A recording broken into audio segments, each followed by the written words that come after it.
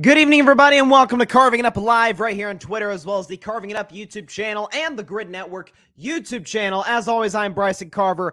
Very excited to be with you on this jam-packed Friday show, day after Game 1 of the 2024 NBA Finals. Celtics getting it done 107-89 against the Dallas Mavericks. We're going to get into that in just a second. Kind of the keys to Boston's victory. I picked the Celtics to win last night, sticking with the Mavs, obviously, to win the series in 6, but I'll detail that in just a second.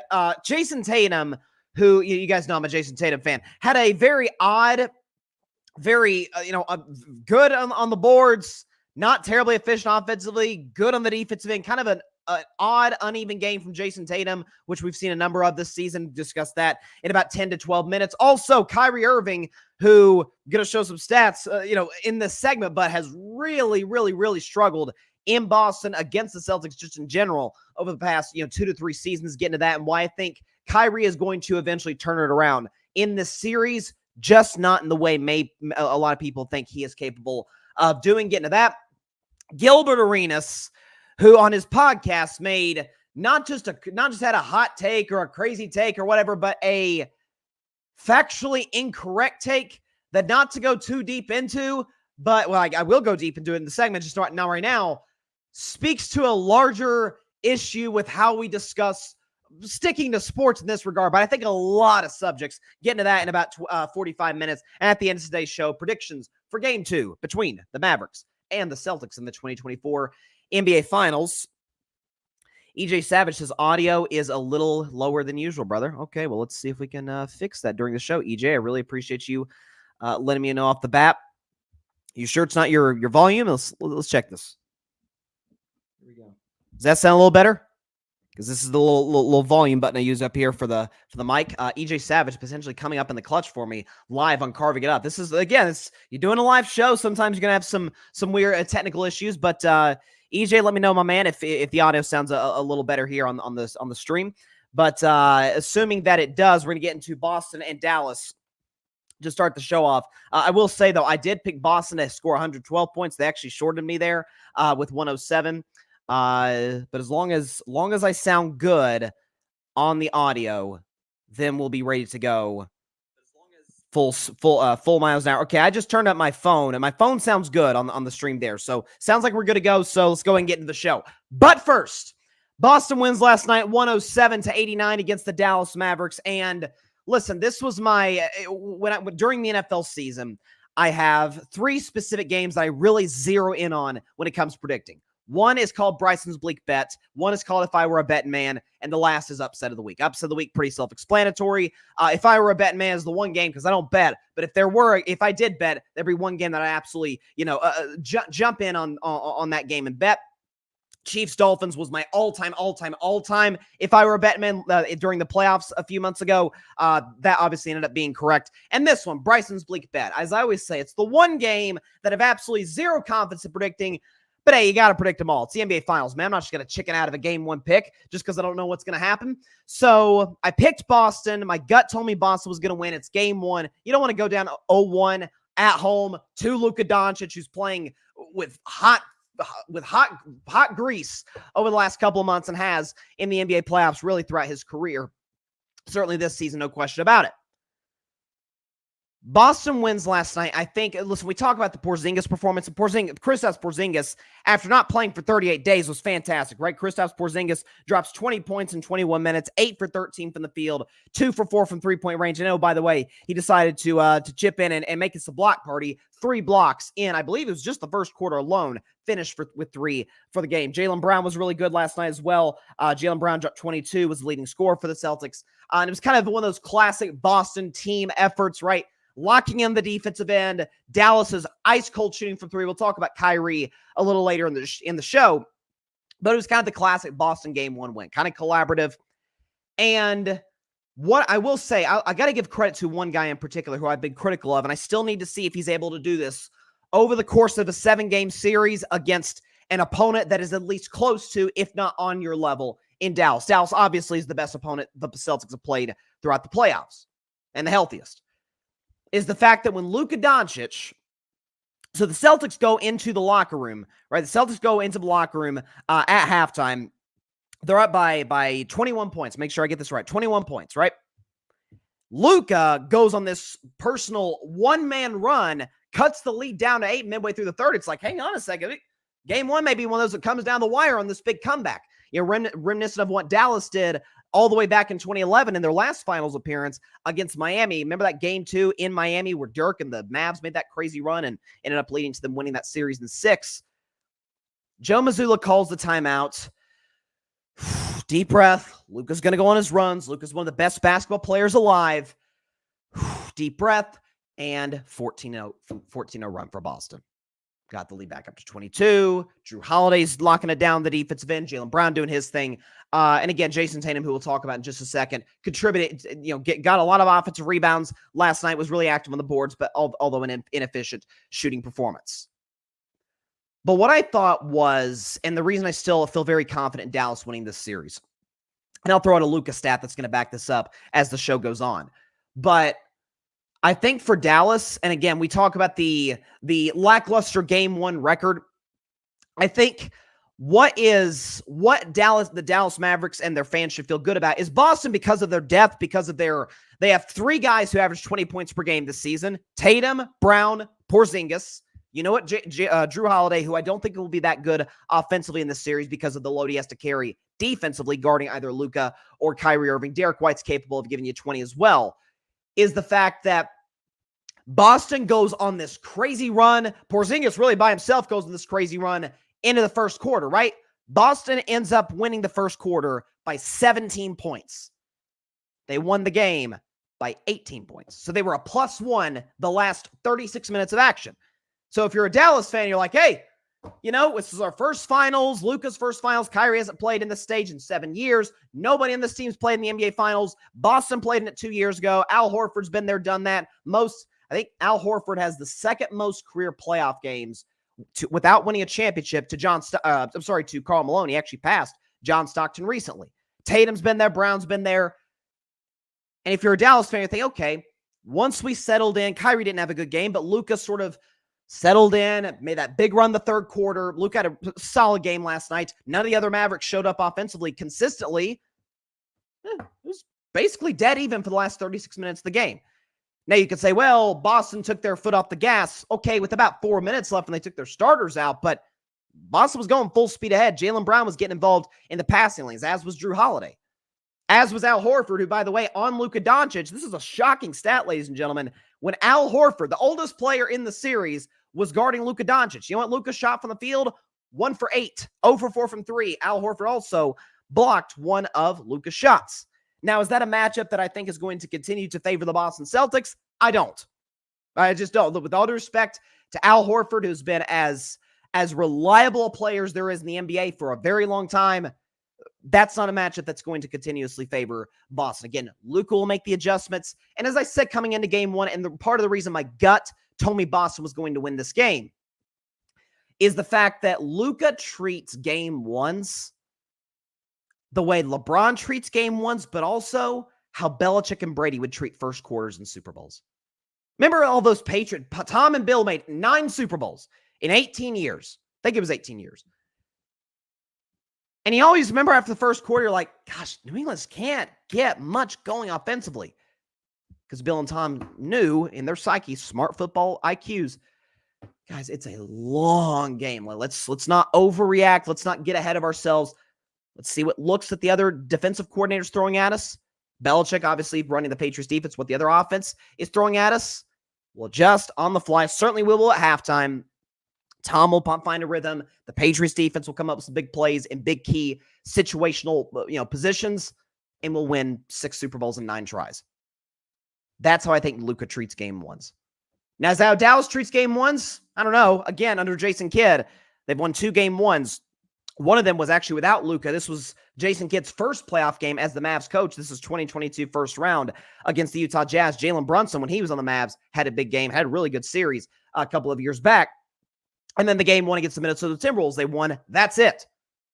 But I think what would be, if you're a Mavs fan, again, something else that you should feel optimistic about is the fact, if we can show the stat right here, since 2022, and I went back that far because A, that's Luka's first deep playoff run, got to the Western Conference Finals, And because that was Jason Kidd's first run as the Mavs head coach. When coming off of a loss in the playoffs, this is what Luka Doncic does, ladies and gentlemen. All stats provided by our friends at StatMuse. All the graphics provided by my man Alfred Parsard Jr. Luka Doncic following a playoff loss since 2022 averages, 33 points, 9 rebounds, 7 assists, shoots almost 50% from the field, 40 from 3, and the Mavs are 9-3 with Luka Doncic following a playoff loss since 2022. So my guess is, and I'll predict game 2 at the end of today's show, but my guess is you're going to get a much more competitive game. Listen, we've seen blowout game 1s that the losing team goes on to win the series countless times. Think about 2 years ago in the finals, these same Celtics, most of the key players, against my Warriors in 2022 in Golden State. Boston is getting not necessarily smoked, but outplayed significantly by the Warriors. And then Boston goes berserk from 3, ends up winning the game, I think, by double digits over my Warriors. And Golden State still went on to win the series. You think about the 2021 finals. Phoenix blows out Milwaukee in game 1, blows out Milwaukee in game 2. Bucks went out and win the series. Think about 2016. Don't remind me, my Warriors blow out the Cavs in game 1, obliterate them in game 2, lose 4 of the next 5 games, including blowing the first 3-1 lead in finals history. So this is a very common theme, even in recent finals history, that, again, I think even Celtics fans agree. The best player in the series is Luka. And, again, do the Celtics length cause problems? You bet. Does the fact that the Mavs have 2 bigs who aren't terribly versatile in guarding the perimeter, which is why, and I tweeted about this during the game, Jason Kidd said, hey, Lively, Gafford, you saw Lively got in foul trouble. We're going to put you in the block, basically dare Al Horford to beat us from 3. And by and large, that mostly worked for the Mavericks. Al Horford, who started for Porzingis, shot 2 for 5 from 3, but was mostly missing his shots early, was kind of making them once Boston kind of pulled away toward the end of that first quarter and rode that wave for the rest of the basketball game. But for Boston, credit to them. They were the better team.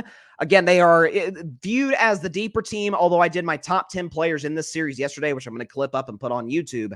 And I actually had 5 Mavs and 5 Celtics. Like it might be surprising. I had Porzingis at 6. Maybe I should move him to 5. I don't know.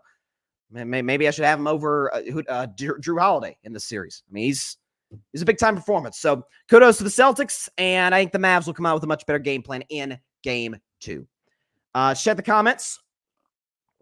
EJ Savage, Boys in the Zone, who was able to help me with a little technical difficulties. EJ is a big Celtics fan. Proud of my C's, though. Got the big W. Really covered those corner threes and outlet passes by Luka. Yeah, they were quick on those closeouts on the corner because, again, Dallas, particularly Kyrie, got some great looks from 3. Credit to Boston because of their length, because of Holiday, Tatum, Brown, Porzingis, Horford, even White to a certain degree given his size, right? Able to get a hand up, make it a little tougher. Now, Dallas is capable of making those shots. We saw throughout the OKC Clippers and Timberwolves series, so that remains to be seen as well. EJ says, Tatum was actually so patient last night, not trying to force his shots early and getting his teammates going, showed a ton of maturity from him. So let's talk about Jayson Tatum, right? Because he is, to me, the ultimate wild card, the ultimate sort of what's he going to do in the series. And Kyrie Irving probably goes in that same regard. We mostly know what we're getting from Jaylen Brown. Kind of what we saw last night, right? Really good defense, some athletic plays. He dunked on the whole Mavericks team in the first half of that game. Again, active defensively, 22. He scored 22 last night, but 22 to 28-ish points. That's about where we're going to get from Jaylen Brown. It's Tatum and Luka, we know we're getting. Luka's going to be awesome because he's an awesome player. It's Tatum who we're like, okay, as I've talked about and defended Tatum ad nauseum. Tatum has some excellent playoff numbers in general. In elimination games, he's great. In game 7s, he's great. The numbers bear it out. Did a segment on it yesterday on the show. But it's in the finals where he struggled. First finals appearance against Golden State, struggled with the turnovers, was good at knocking down threes, but did not have an efficient series, shot under 40% from the field. And again, Andrew Wiggins kind of held him in check in that series as Steph led my Warriors to that title. So it's like, okay, what's he going to do in his second go-around? And you saw, obviously, the first quarter, he has 3 turnovers. He had 3 points, 3 turnovers, and again, just seemed to be a little out of sorts. And Tatum even went on to admit after the game, we don't have the soundbite, but Tatum went on to admit after the game, he was a little nervous. The nerves were kind of getting to him. The thing that I will say about Tatum, and EJ, you sort of alluded to in the comments, is the fact that The turnovers were cut down. Tatum, again, had 3 turnovers in the first quarter. Ended up finishing, how many turnovers Jayson Tatum have? Yeah, okay, he ended up having 6, but 4 over the last 3 quarters, 3 in the first quarter alone. So from a ratio standpoint, to a certain degree, right, that it went down. But Tatum realized, hey, big fella Porzingis, he's got it going. Hey, Jaylen Brown's got the momentum, right? He ends up leading the team in scoring. Let's let those guys cook. Tatum did a really good job of driving into the paint. Again, Dallas, and I was curious what Dallas was going to do. We'll see if they adjust it, where, again, Gafford, Lively, they leave Horford alone in the corner so that they still have value on the floor shot blockers, because they have no value as perimeter defenders against those stretch fives for Boston. But you keep Gafford in, you keep Lively in for shot blocking. Tatum sees that. Okay, I'm going to kick to Al Horford. Okay, I'm going to kick to Derek White, to some of my shooters out here, and knock down 3-point shots. So Tatum has always been really good at that. His assist numbers have been pretty solid in the playoffs, given that he's not, a guard. But I think that's something that was impressive to see. Moving forward in the series, because not every game's going to look like this. Boston's not just going to blow the doors off of Dallas the whole series. Tatum's going to have to be asked to hit big shots. Again, if you remember game 1 against my Warriors 2 years ago, it was Jaylen Brown. It was Derek White. It was Al Horford, who kind of, even to a degree, Marcus Smart, when he was with the Celtics, who kind of led the charge for that big game 1 comeback against Golden State, while Tatum was more of just a distributor and a rebounder. Well, that's kind of what we saw last night, because Tatum, to his credit, it's funny, Tatum looks up to Kobe Bryant. They were close. There's even some aspects of Jayson's game, just from a footwork standpoint, from just his overall game, that's like, okay, that looks a little bit like Kobe. So you can see it a little bit. But in terms of how they approach the game in certain situations, it's demonstrably different.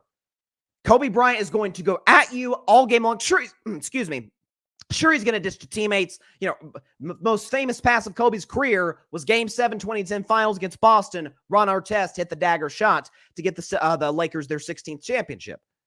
But by and large, a game like that, like what we saw last night, Boston's up by 17.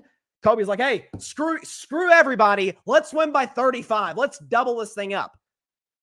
Nothing wrong with that, because Kobe is good enough to do it on most nights. Now, it wasn't working. Maybe the other team could get back in the game. Tatum's like, hey, Luka's got it going, and nobody else does. Let's play smart. We're at home. The home crowd's into the game. We're making shots. Jaylen's dunking on people. Let's play. Again, it's a little bit, to use a football comparison, it's a little bit like a game manager to a certain degree, where Tatum's, I know I can do more. The other guys got it going. Let's defer to them. If they got it going. Because we're good enough, we're deep enough to be able to rely on some of these guys. Porzingis averaged 20 in the regular season. Derek White's a good 3-point shooter. Again, Jaylen Brown. If they have it going, let them have it going. Now in game 2, which I believe is going to be closer, I'll predict the game at the end of the show, I think is going to be a closer game. You're going to need that 25-30, I think, from Tatum in order to win. And I think, again, Dallas has, I actually threw out the stat prior to the finals. It's part of the reason I picked the Mavs to win the series, is that when both teams had their best starting fives on the floor, Dallas is the better team defensively when you look at defensive rating. So, again, could PJ Washington, could Derek Jones Jr., could they give Tatum problems? Sure, they could give Tatum problems. But I think it's, to me, Tatum's approach, and I've been on this since prior to the series. Jason Kidd, I'm curious what he does in game 2. Does he leave Gafford and Lively in the post, to essentially say, hey, Porzingis, Horford, you guys beat us from 3. And that, again, does that slow Tatum down? Does it basically say, hey, if Horford beats us, but Tatum becomes a distributor, that's our best avenue to win the series? Maybe. Because Dallas is going to come out with a better game plan. Dallas is going to hit their 3-point shots in game 2 the way they didn't in game 1, I believe. So I think that's going to be a fascinating story to watch. But again, it was kind of if I had to give Tatum a grade, I would say C+. Because he wasn't terribly efficient. We'll show Tatum's numbers, obviously 6 for 16 from the field, 3 for 7 from 3. But he had 11 rebounds and he had 5 assists. And even some of the shots Boston missed, he delivered some great passes. Some of those shots just weren't able to, obviously to go in the bucket. So I think for Tatum, better efficiency. I'm big on that. So that's why I love Steph Curry. It's why Kevin Durant's one of the greatest scorers ever. LeBron was the king of efficiency this year and most years. So that's going to be something to keep your eye on. Is if the Dallas defensive game plan is similar and the other guys for Boston may not hit their shots, then what does Tatum do? Does he say, okay, everybody get out the way, I'm going to go to work, because he's good enough to do it? I don't know. That's going to be a fascinating story to watch in this finals, is how Tatum responds to what seems to be inevitable adjustments from Boston. Because again, from Dallas, because Dallas always loses game one. Always. It's what they do. So the comments. EJ, I don't think the Mavs can play the same defense that they play against other teams. The Celtics don't have players you can help off of. Well, it's a pick your poison. Because if you keep those big guys at the post, well, you close up the lane for Tatum, although Brown seemed to kind of buck that on some occasions, but you close the lane to a degree for Tatum and Brown to really beat you inside. But you give up the open three, like you said, guys, you can't help off of on Al Horford and Kristaps Porzingis.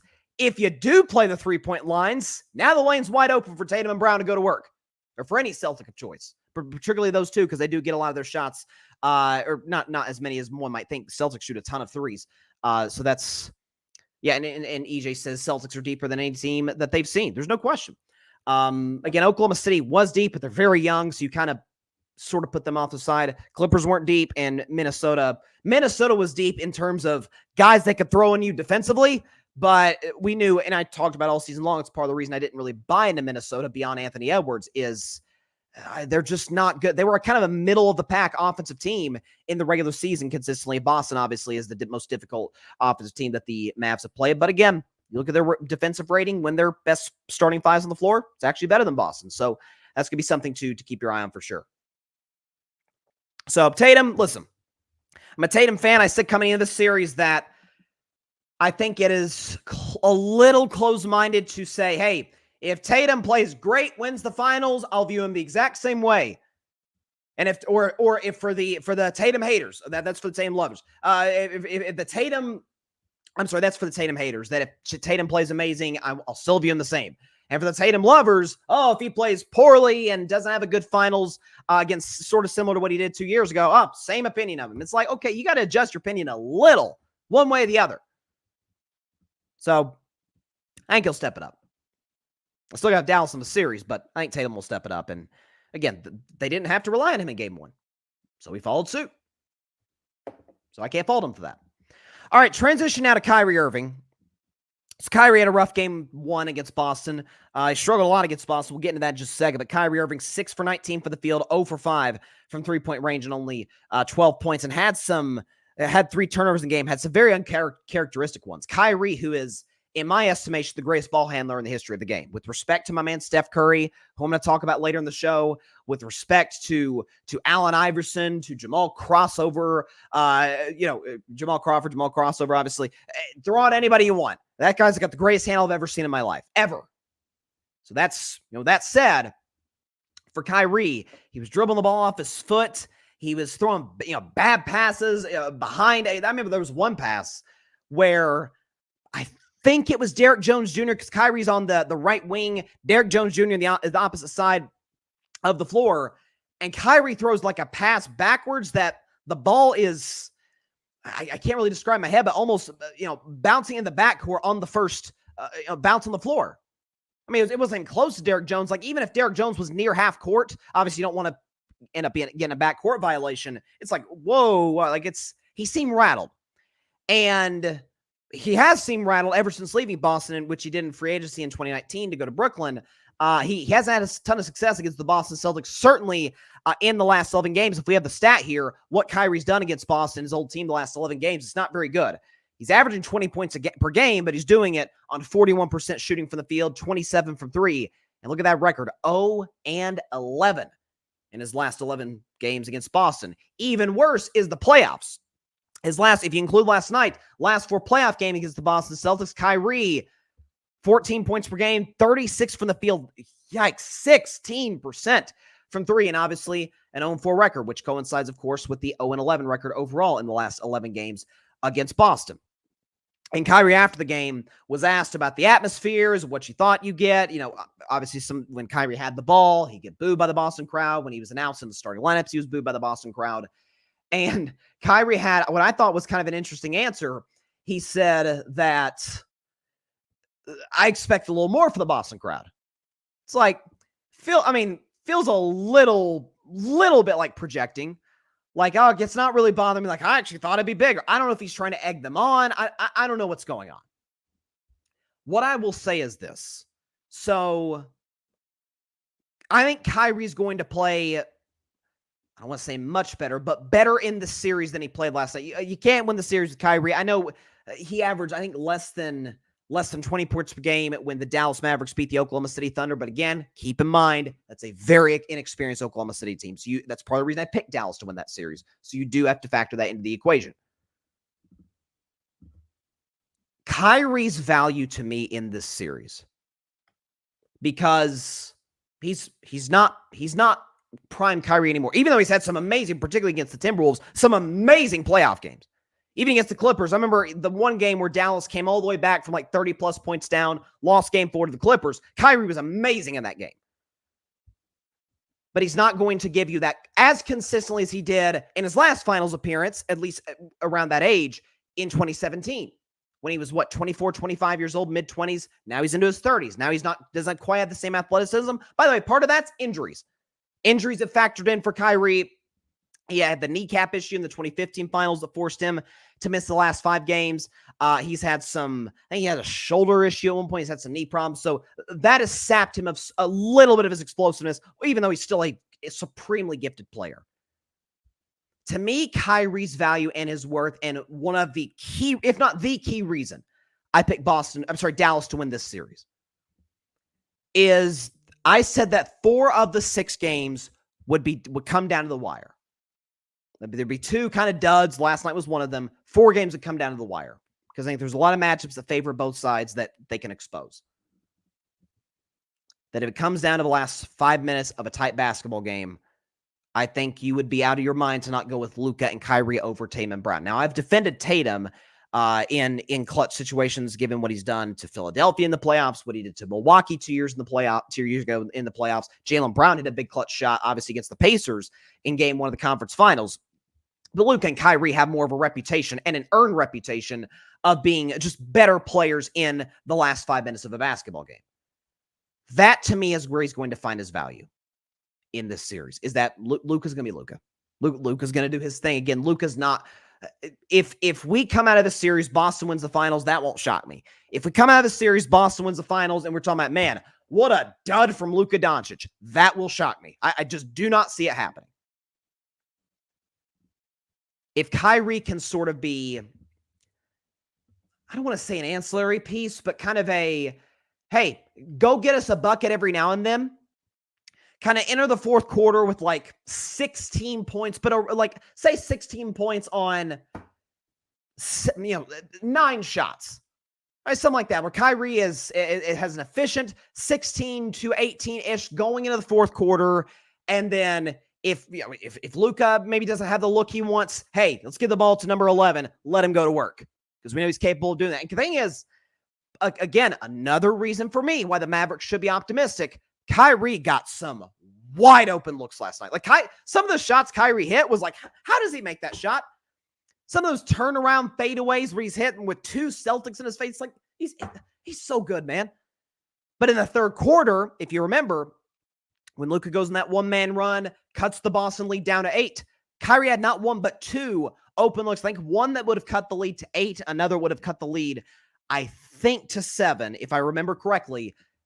On the right wing, open looks. Kyrie loves the right wing. Obviously, most painful moment of my sports rooting life was when he hit a right wing 3 over Steph Curry in game 7 of the 16 finals. So he loves that side of the floor. So I think that's going to be something that he's going to continue to take and make those shots and be more effective in the fourth quarter. Again, Dallas didn't even be effective in the fourth quarter last night because it was a blowout. They weren't coming back in that game once Boston kind of quelled their run in the third quarter. But something else for Kyrie too, because I don't think it's just as simple as he's going to make more shots. Although some of it, what's the old cliche? It's a make or miss league. The 0-11 streak against Boston. I checked that, and if I'm not mistaken, I want to make sure I'm getting this correct, because I think it will go into my larger sort of take with Kyrie and the Celtics. Kyrie Irving in his last 11 games against Boston, of which she's lost every single one. Okay? Do I have this? Against Celtics, last 11 games. 3 of them have come as a Dallas Maverick. 2 of them,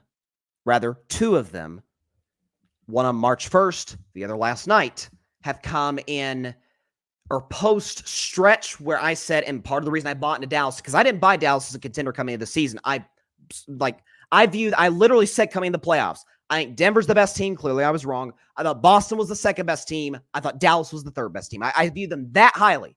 I said, Denver doesn't win the West, Dallas will. I viewed that from the beginning, go in the playoffs, you could check the tape. But once Dallas kind of changed their MO, changed their identity offensively, the stat I've given multiple times, and again, they went back in that bad habit to a degree, maybe sort of a feel out, is when Luka Doncic has a usage rate of 30% or below this season for Dallas, they're 10-0. So I think you're going to see a little bit more of that in game 2, sort of that adjustment from the Dallas Mavericks. And I think also, too, for Kyrie, that's really important is not just the change as it pertains to how Dallas runs their offense, kind of their philosophy on that side of the floor, is the fact that the Brooklyn days, 8 of those 11 losses to Boston that Kyrie has suffered, those were as a Brooklyn net.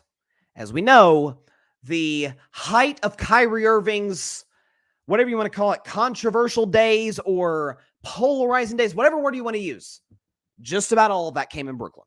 Now, so some of it came in Boston, which is why he left, right? But again, you had the vaccine thing, you had the documentary a couple of seasons ago. So like you've had a number of the Kyrie Irving drama came in Brooklyn. Since he's come to Dallas, he's kind of found himself. He's become like a leader of the Mavericks in a way that he was not in Cleveland, that he was not in Boston. Failed miserably in Boston in that regard. Was not in Brooklyn. But because he's become, I think more to a degree in touch with sort of the culture, especially on his mom's side of the family. He's been not that vocal about it, but people around him talk about how much that means to him personally. His mom passed away when he was very, very young. She was of Native American heritage. And that's something he's kind of become entrenched in. And it's given him a sense of peace that he did not have before. So I think even those things off the court, on the court, the change for the Mavericks in terms of how they run their offense gives me reason to believe that we're not going to see 3 to 5 more bad games. I mean, bad, because last night was a bad game for Kyrie. I don't think, now, do I think he's going to be 2016 Cleveland Kyrie? No, I don't. In the fourth quarter of games, can he be that? Now we got a different conversation, and that to me is where his value is going to come for Dallas. Luka's great throughout.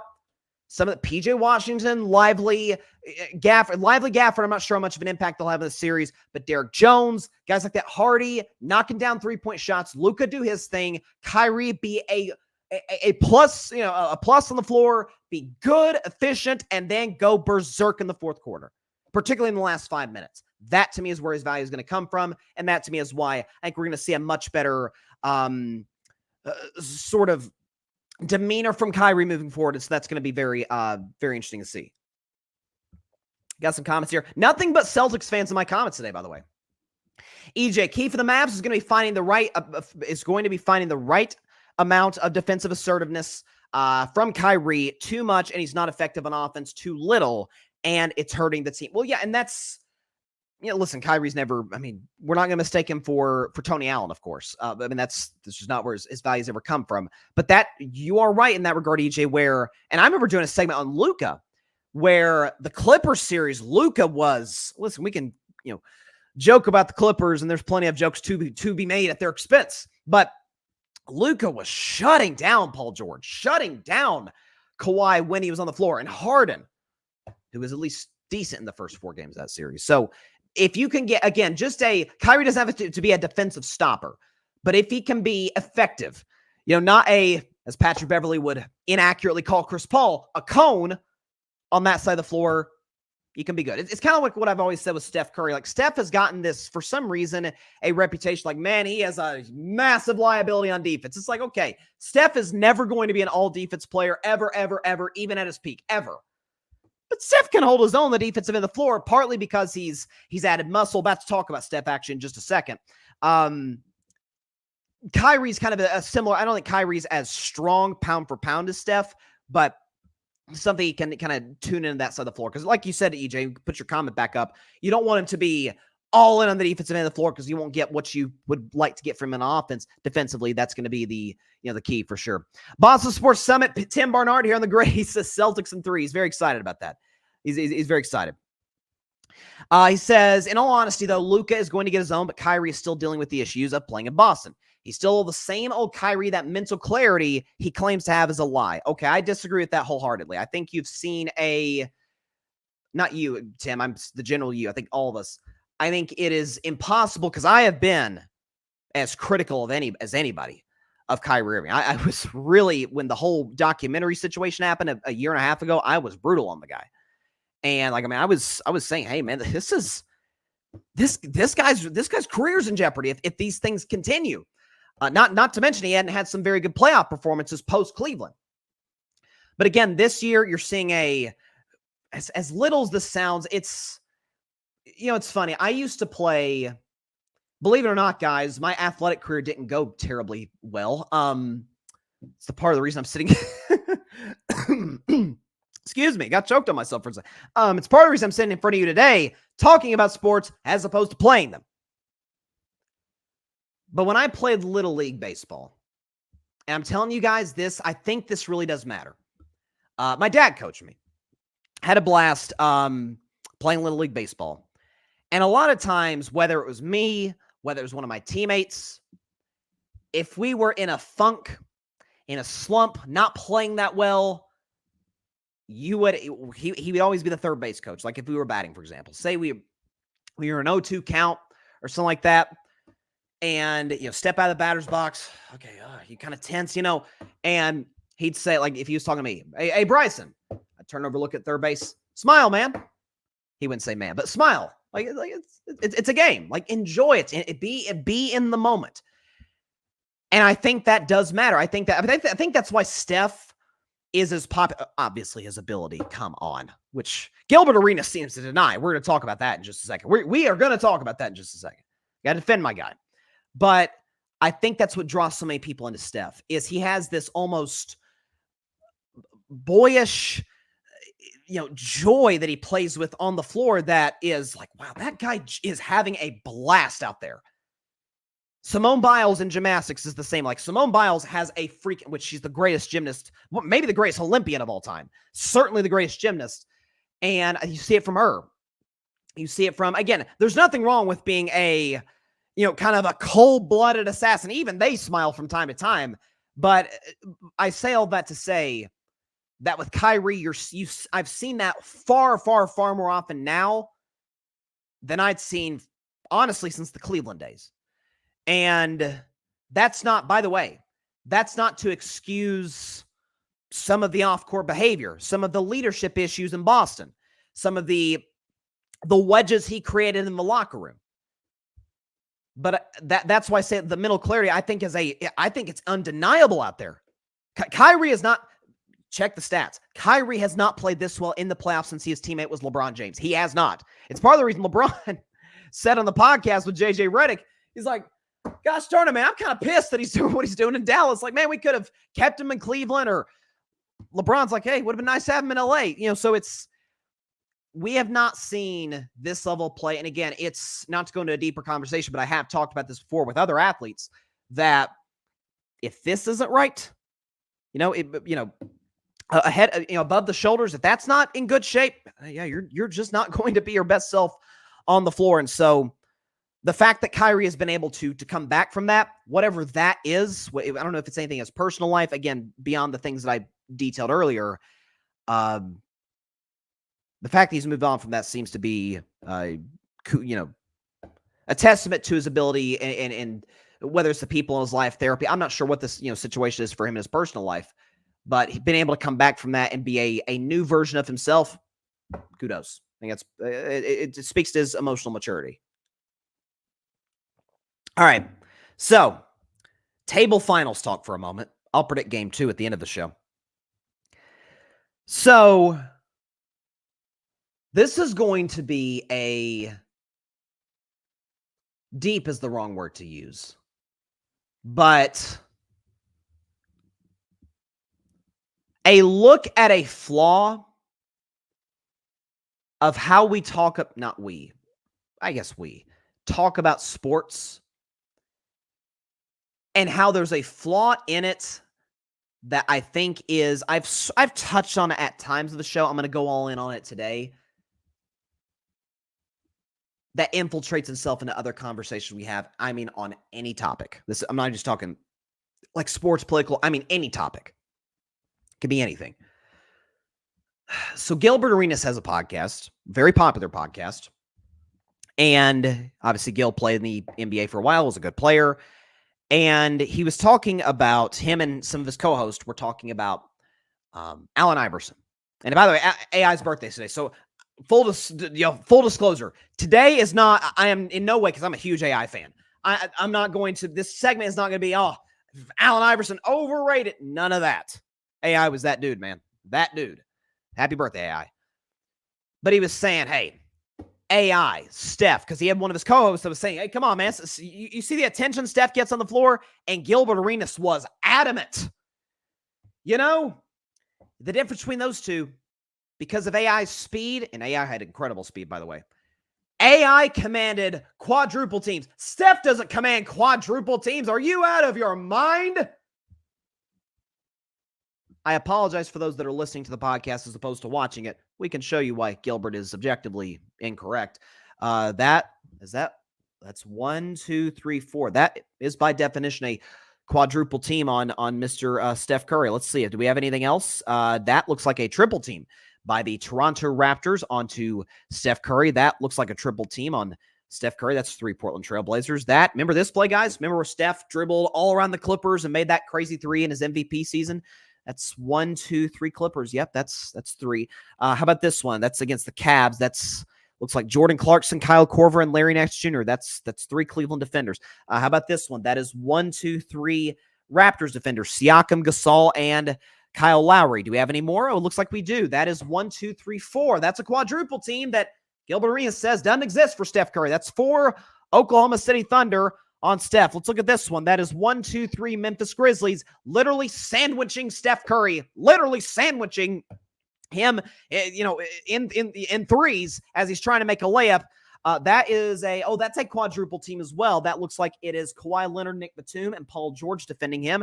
And let's look at this last one. Actually, let's look at this one right here. That's 1, 2, 3 Cavs defenders. No, my bad. That's 4 Cavs defenders. That is J.R. Smith, Tristan Thompson, LeBron James, Amon Shumpert, all guarding Steph Curry. That is by definition a quadruple team. And finally, that's 1, 2, 3, 4, 5. I'm new to this basketball thing. I'm pretty sure you're only allowed to have 5 players on the floor. So that's 5. So that means literally every single Boston Celtic right there is guarding Steph. That is not a quadruple team. That is, I believe, a quintuple team onto Steph Curry. So Gilbert Arenas is, of course, dead wrong. And I'm starting to question whether he watches Steph play.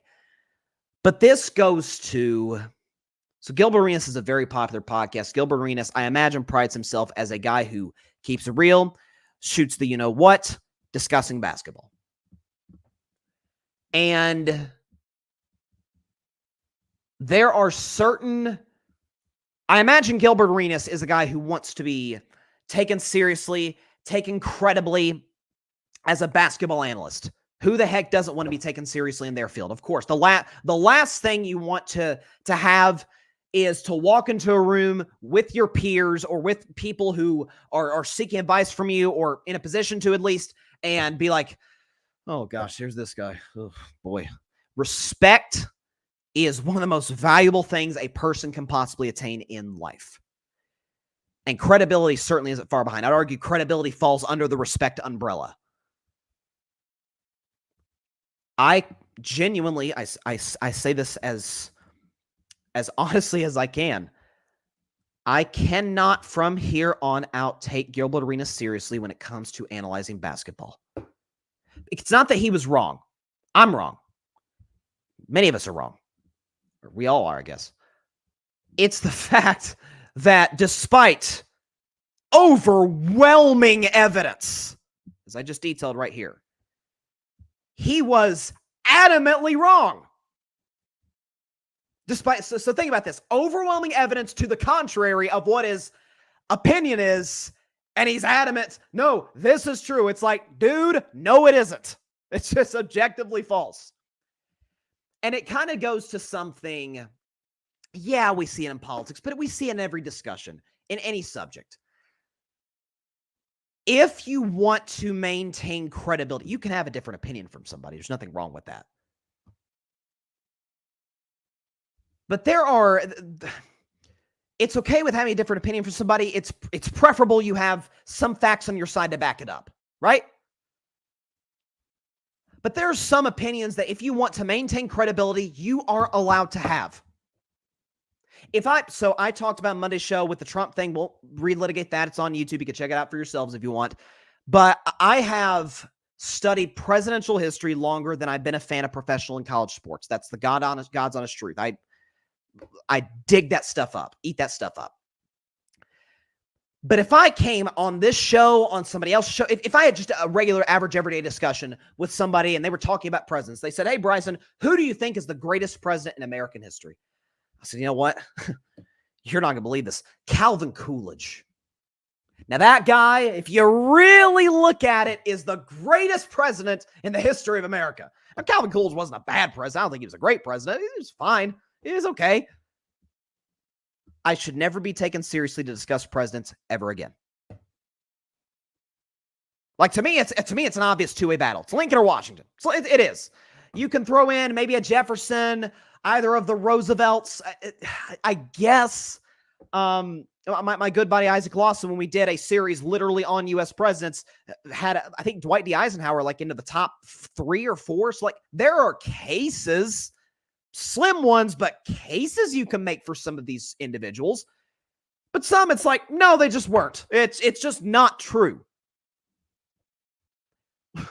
For Gilbert Arenas to claim this, it is I think because his audience is so big, I think this guy has an obligation to his audience and to anybody he talks basketball with. And it's unfortunate given that he had a pretty solid NBA career. Off-court stuff, yeah, but by and large, decent NBA career.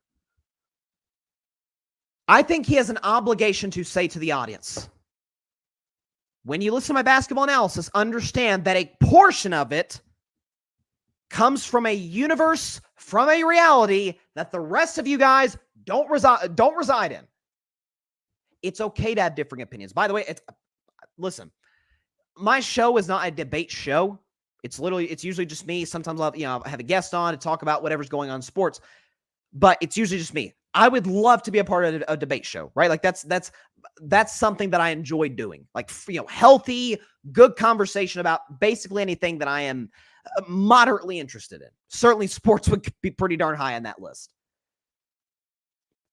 But when you come to the table and say something that is by a literal, get your phones out right now, preferably while you're still on the show, and Google Steph Curry quadruple team or Steph Curry triple team. You'll find a litany of images on Google. It's, to me, if you have an opinion that is easily, you can go on your phone, go on your tablet, computer, whatever you're on, and Google, blankety blank X, whatever. Type it in, and you get an answer that is overwhelmingly backed by data and evidence that supports the contrary. I'm sorry, I can't take you seriously. It's one thing, I picked the Dallas Mavericks to win this series. Chances are I could be wrong. Dallas is an underdog. That's different. That's a predicting the future. That's Kyrie Irving, by the way. Kyrie Irving is the guy who I was like, yeah, you cannot win with this guy moving forward, given the situations in Boston and Brooklyn. Oh, hang on a second. His team's in the final. I was wrong on that. He did some personal work on himself. The situation in Dallas fits his skill set, maybe better than other destinations did. Okay, I was wrong on that. I was wrong. A simple Google search will show you, well, Kyrie Irving was an instrumental piece in getting another team to the finals. Probably wrong on that one. It's not just admitting you're wrong. It's not just, sometimes listen, I am the ultimate. Listen, I will always admit when I'm wrong. but not after holding on for dear life to a strong take that I have that I'm like, it looks like I may be trending in the incorrect direction, but I hang on just in case until it's like, okay, I'm going to have to give this one up. But I think it's like if somebody claimed, best quarterback in the NFL, it's Derek Carr. Okay, I can't take you seriously. I'm sorry. We can't discuss it. I think there's a Keanu Reeves quote. I think it's Keanu Reeves, who's one of the most well-liked humans in the country. Everybody loves Keanu Reeves. But he had a quote. I think it was something along the lines of, if you say 1 + 1 = 7, I say good for you. It's like, okay, I'm not even going to engage in this. Like it's just a waste of my time. I've got better things to do with my day. And it's just hearing this from Gilbert. He's entitled to his opinion because everybody's entitled to their opinion. But it's this adamant, I will not move off my position, despite the fact that the Google search I just talked about and the overwhelming evidence suggests, yeah, I am dead wrong on this, and I still will not move off my position. That to me is the biggest, because it's no secret there's a lot of division in this country. That goes without saying. That to me is the biggest barrier, is that we can't seem to agree on a basic set of facts. In this case, again, with Gilbert Arenas. There's nothing wrong. Matter of fact, I think it's what makes this country and what makes society in general great is differing opinions. As long as your opinion does not involve someone getting threatened, like anti-Semitism, racism, as long as your opinion isn't hateful towards an entire people group, right? Like that's, to me, I'm like, okay, beyond that, I'm always down for similar opinions, differing opinions. Let's talk this thing out. Let's have a conversation. Let's see if we can not even agree with one another, but see if we can find an understanding of one another's positions. You can't get there if you don't argue on the most basic set of facts. And a sports debate is not that important in the scheme of life. I love them. I enjoy sports debates, but a lot of people do. But it's not life or death. But if we want to get towards a more civil coexistence with one another, what you saw, I think, from Gilbert Arenas on this podcast when discussing Steph Curry is a representation of the biggest barrier we have to get there. I love debating, discussing. There's a lot of folks out there that do. But if you are unwilling to move off your position despite overwhelming evidence, I'm not sure where you can go from there. Not to sound all doom and gloom here, but I think those things do matter. Let's see. Oh, wow. Okay. Jeff is in the comments. Bryson, don't know if you already brought it up, but I definitely think now after game one, it's clear. Jaylen Brown is the best player on the Celtics. I can't go there. Jaylen Brown was the best Celtic on the floor. With all due respect to Porzingis, of course, here's the thing. Let's put it this way. I think Jaylen Brown was the best Celtic. I think Porzingis was the most valuable Celtic because obviously it's a nip and tuck game in the first quarter. Porzingis comes in and he can't miss from the perimeter and is swatting Boston Celtics shots into space. But that's how I view it. But as far as Tatum, listen, this is a guy who, again, the Celtics don't get to the finals in 2022 if he doesn't go insane against Milwaukee in Game 6. And by the way, I think he had a 30-point Game 7 against Miami in that series where Jimmy Butler almost stole that one for Miami, for the Heat.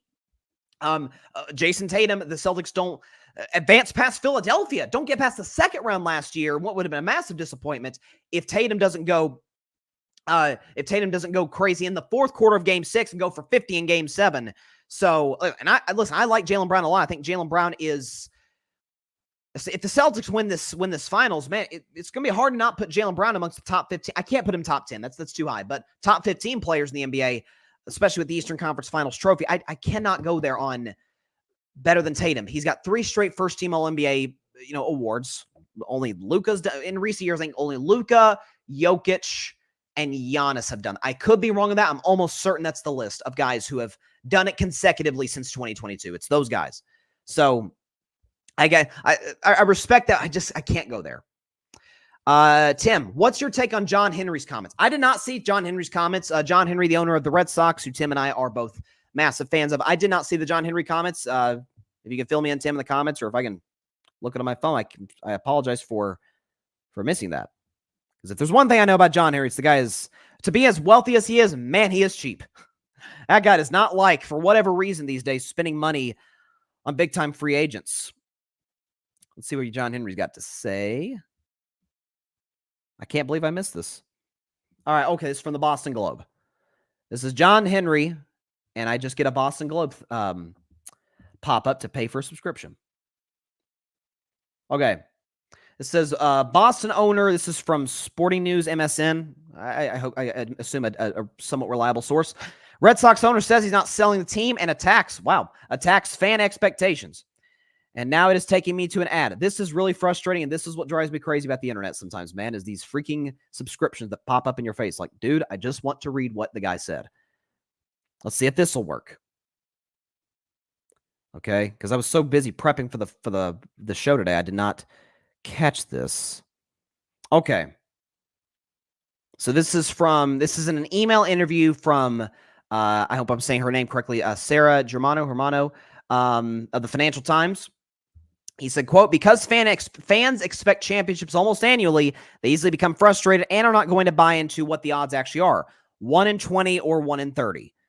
Okay, so immediate take on that is 1 in 20 sounds about right for the average. I'd like to average it out by team, because again, you're going to have your Clevelands, your Atlanta's. Like, we don't give enough credit to the fact that Atlanta sports really don't win championships much ever. If you look at history, but here's the thing. It'd be one thing to hear it from a guy. Now, the Red Sox won as recently as 2018. That was the most recent World Series title. So it's like there's this long drought. But it'd be one thing if John Henry said, or if John Henry's the owner of a team that had gone to, like the Houston Astros, had gone to some World Series, had one illegitimate title because of the cheating, one perfectly legitimate title 2 years ago with Dusty Baker, but lost in the ALCS last year to Texas, and kind of had a bumpy start to the season. It'd be one thing, I don't know who owns the Astros, it'd be one thing if that person said, hey, like, guys, slow, like, excuse me, we're not going to win the championship every year. It does not come off well if you're John Henry. And, okay, so since that 2018 title, so you've had 19, 20, 21, 22, 20. Okay, so for the last 5 years, the Red Sox have missed the playoffs. Now, one of those years they got to the ALCS, and, if not for a gag job in Game 4, maybe they end up winning that series. But 4 of the last 5 years, they missed the playoffs. You make one of the worst trades I've ever seen in my life, and I'll never forgive the front office for that, and trading Mookie Betts to the Los Angeles Dodgers. That still haunts me to this day. And the fact that despite a stacked free agent class, Sox don't really go after anybody, of note at least. So it's all a matter of who it comes from, who the message comes from. Given that it came from John Henry, not great, buddy. I'd be like if Jerry Jones said that, right? Like, Jerry Jones doesn't spend money in free agency. Jerry Jones has become cheap with guys that are not drafted by the Cowboys. Little to no playoff success in 3 decades. And said, hey, fans, temper the expectations, guys. Slow your roll. Now, I know Dallas has the Cowboys have a longer championship drive than the Red Sox, but still. Now, Jerry goes too far in the other direction, right? This is the year we're going to win the Super Bowl. It's like, hey, Jerry, back up, dude. So, like, Jerry Jones and John Henry are like on the opposite side of the spectrum in terms of their PR approach to their fan bases. So, to answer your question, Tim, I do not love those comments at all. At all. Like, bro, spend some money on free agents. Aggressive wins in sports. It's like I remember 2 years ago. Then I'll predict Game 2 of the finals. It's like I remember 2 years ago when the Niners traded for Christian McCaffrey. And you can go back and check the tape what I said. And the Niners gave up some draft picks. Looking back now, you're like, God, what a steal by the Niners. Christian McCaffrey's offensive player of the year this year. I think he was the offensive player, of the year in this season. It's the best running back in football. But I remember back then, it was, oh my gosh, all that for a running back?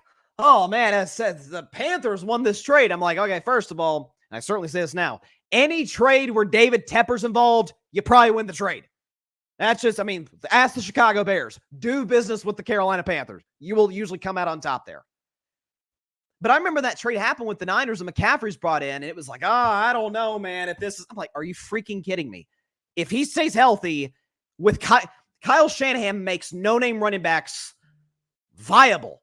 You give him Christian McCaffrey in that offense, I'm like, holy cow. Now, I didn't know if he was going to be this good, but I remember that trade happened. I'm like, heck yeah, the Niners won this trade.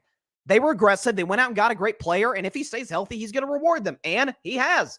They haven't got a Super Bowl out of it, but listen, if you're expecting the running back to win you Super Bowls, the 80s called, they want their expectations back. So aggressive wins in sports, and the fact that the Red Sox have gone back on something like they used to be kind of the Red Sox were ahead of the game on analytics. Like the Red Sox were the perfect, we are going to use them. It will hurt us if we don't use them, but we're not going to let them dictate every single decision that we make, which to me is the perfect approach to analytics. But we're going to go out and get we're going to go out and get Josh Beckett, ahead of the 2007 season when the Sox won it all. We're going to go out and get some of these pieces. Koji Uehara, bring him in from I believe he came from Japan to be our closer in 2013, win the World Series. We're going to go out and get JD Martinez ahead of 2018, which we win the World Series. And it's like they've literally gone totally. I didn't expect to go into a Red Sox rant today, but they've totally gone backwards. You trade a top 5 player in the game, worst case top 10 player in the game, in Mookie Betts to the Dodgers, get nothing in return other than Alex Verdugo, who's a Yankee today. Ay. So it is frustrating. It is very frustrating. I just don't get why it's maybe more. I forget. Mr. Henry owns some, I think, soccer club overseas. He's put more, I guess, resources into that. It's like, okay, if you're going to go on in that, nothing wrong with it. Just don't hold the Red Sox players and fans and everybody involved with the organization hostage. So please sell the team. Although it appears that is not going to be the case. So not great. But thanks for bringing that to my attention, Tim. All right, Game 2 of the finals is on Sunday. Very excited about that. I think we are absolutely going to get a more competitive basketball. And it's the same old rule in sports.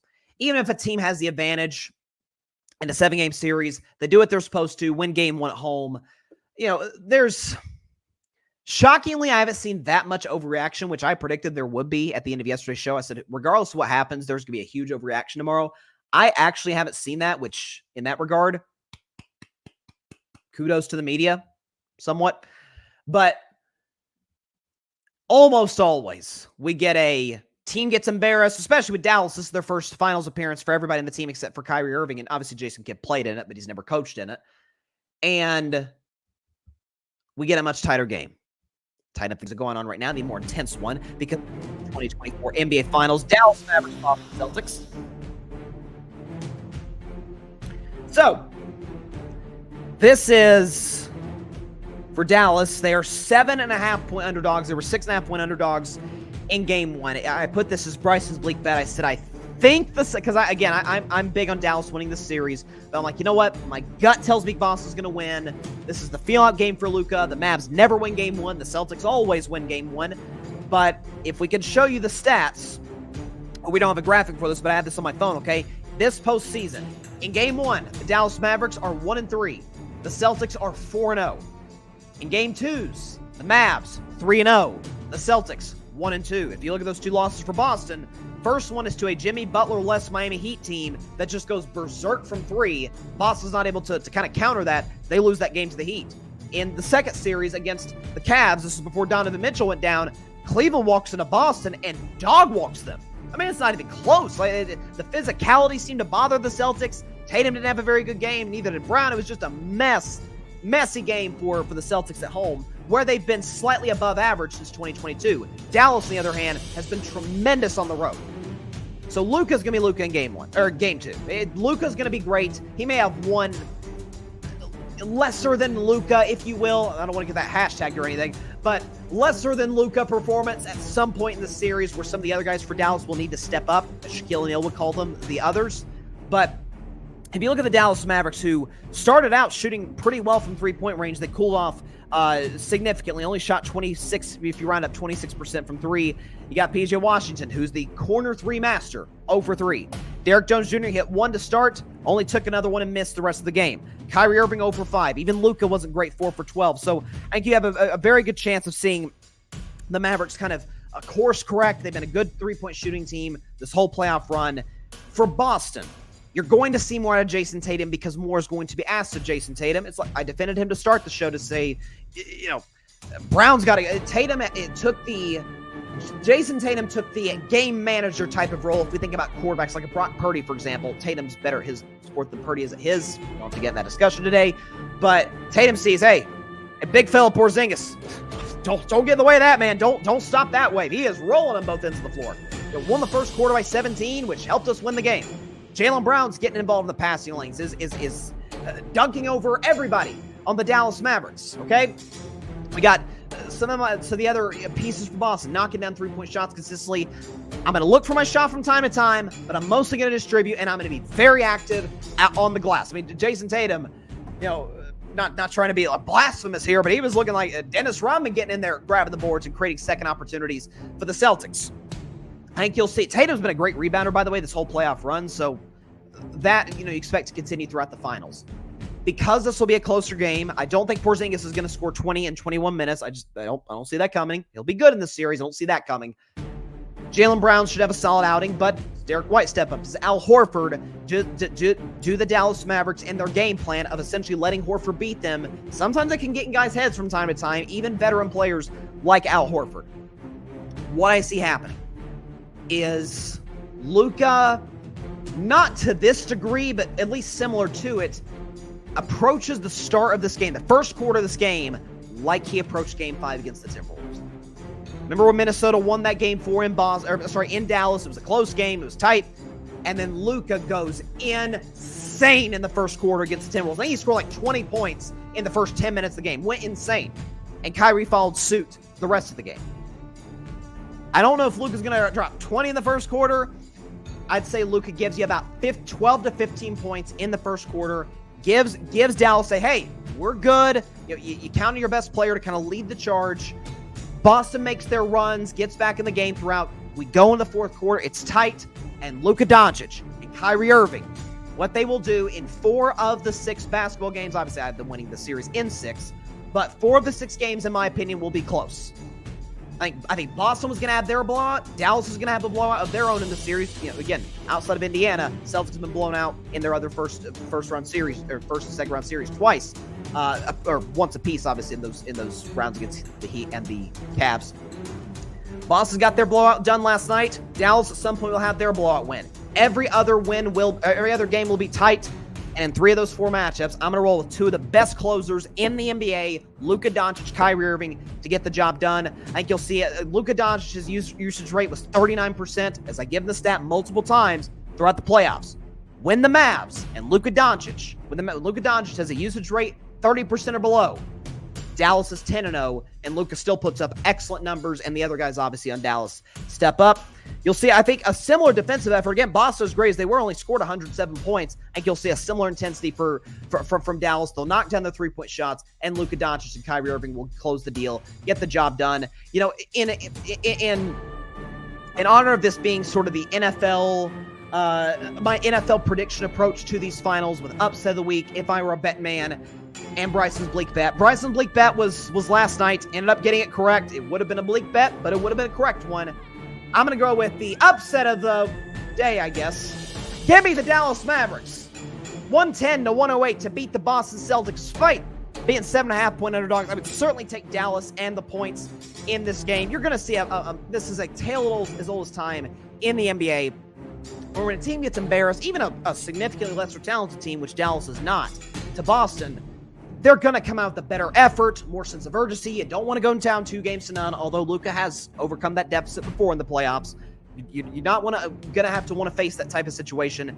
Mavericks will get it done in game 2 and tie the series at 1 game apiece. The Boston will win game 1. They need a game 1 more than Dallas. You don't want to play Luka from behind, because once Luka's got you, man, he's usually got you pretty good. So give me Dallas in this game, 110-108 over the Boston Celtics, and we will head to Dallas on Wednesday for game 3. We're not actually heading to Dallas on the show, but we proverbially, the finals, will head to Dallas on Wednesday for game 3, tied at a game apiece. I think this is going to be a fun matchup throughout the series, and this is going to be our first close game, and Luke and Kyrie will get the job done. All right, that's all the time we have for today's show. Appreciate everybody stopping by. As always, be sure to catch Carving It Up Live on Monday at 6 p.m. Eastern, 3 p.m. Pacific time, right here on Twitter, as well as the Carving It Up YouTube channel and the Grid Network YouTube channel.